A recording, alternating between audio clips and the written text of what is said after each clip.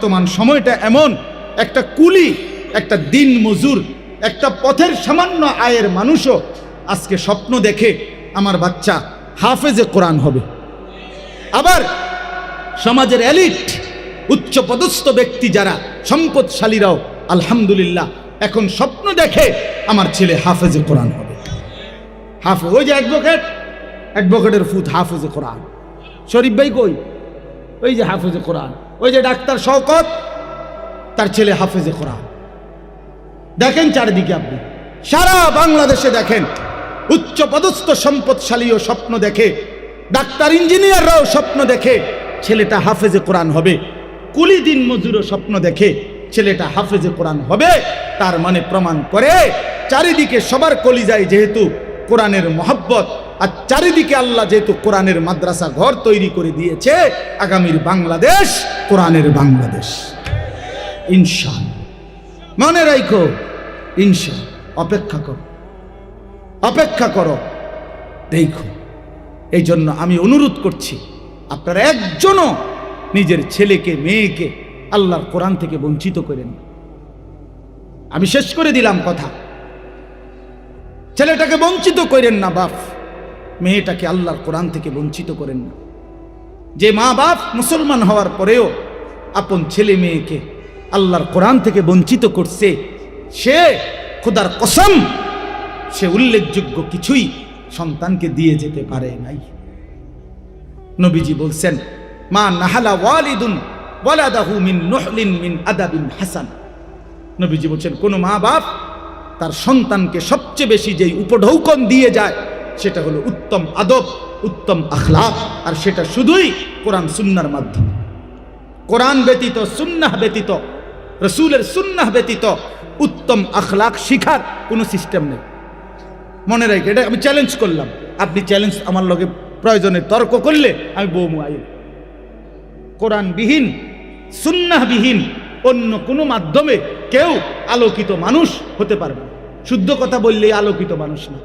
আমরা এরকম বহুত দেখছি, কথা কয় শুদ্ধ, কেমন আছেন, ভালো আছেন, মানে মুতে খারাইয়া কথা কয় শুদ্ধ, কথা একের হুইটালায় কাইতিয়ালায়, কিন্তু খোঁচা দিয়ে 300 কোটি টিয়া নাই, এক খোঁচা দিলেই জাগাত 2 কোটি টিয়া মেরে দিছে।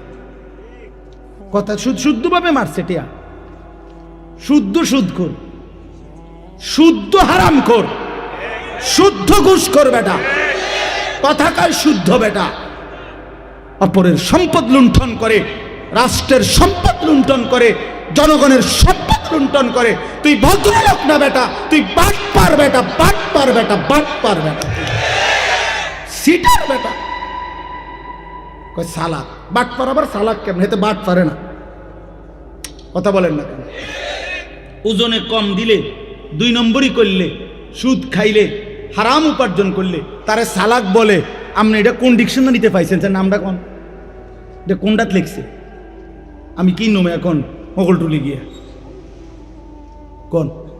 কোনখানে লিখছে যাতে ওজনে কম দেয় হে সালাক, হে বাট পার।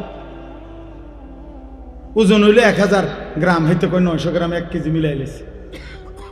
হ্যাঁ, আল্লাহ কোরআনে বলছেন, ওয়াইলুল লিল মুতাফফিফিন, ওজনে যে কম দেয় তার জন্য জাহান্নাম।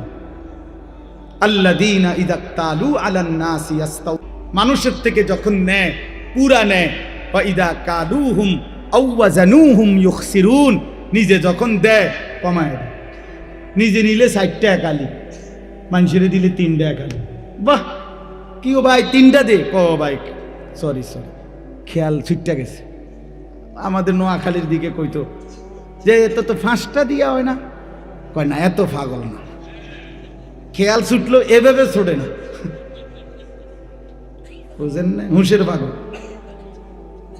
তাইলে আল্লাহ তাআলা তো বলেছেন তার জন্য জাহান্নাম। এই জন্য বন্ধু আমার, বাপ আমার, সন্তানকে বঞ্চিত করেন না। আজকে ইনশাআল্লাহ এটা দেখবেন আপনি, এত মাদ্রাসা আল্লাহর ইচ্ছায় হচ্ছে। আপনি ষড়যন্ত্র করে পারতেন না, কোন বিদ্বেষকারী পারবে না। ওলামায়ে কেরামের বিরোধিতা করে 1450 বছরে কেউ টিকে নাই, কেউ টিকে নাই, কেউ টিকে নাই। সাদ নামের ভণ্ড সেও টিকবে না ইনশাআল্লাহ, সেও টিকবে না।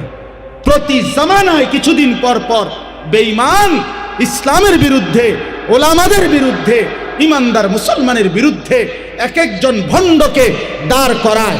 ইতিপূর্বে বহুত দাঁড় করাইছে। এই উপমহাদেশে কোন ভণ্ড ওলামায়ে কেরামের বিরোধিতা করে টিকে নাই। সাদ নামের ভণ্ড, প্রতারক, মুনাফিক সেও টিকবে না ইনশাআল্লাহ, সেও টিকবে। বিজয় ইমানদারের হবে। সাদ ভণ্ড, সাদের আকীদা কোরআন সুন্নাহ বিরোধী আকীদা। তাবলীগে কোনো গন্ডগোল নাই। তাবলীগের মধ্যে ডাকাত ঢুকছে, ডাকাত দৌড়াইবার জন্য উলামায়ে কেরাম বিক্ষোভ করছে। তাবলীগেই আছে। ইজতেমা বিশ্ব ইজতেমা 31শে জানুয়ারি। কয় তারিখ বলেন? 1 ফেব্রুয়ারি। কয় তারিখ বলেন? 2 ফেব্রুয়ারি। বলেন কয় তারিখ?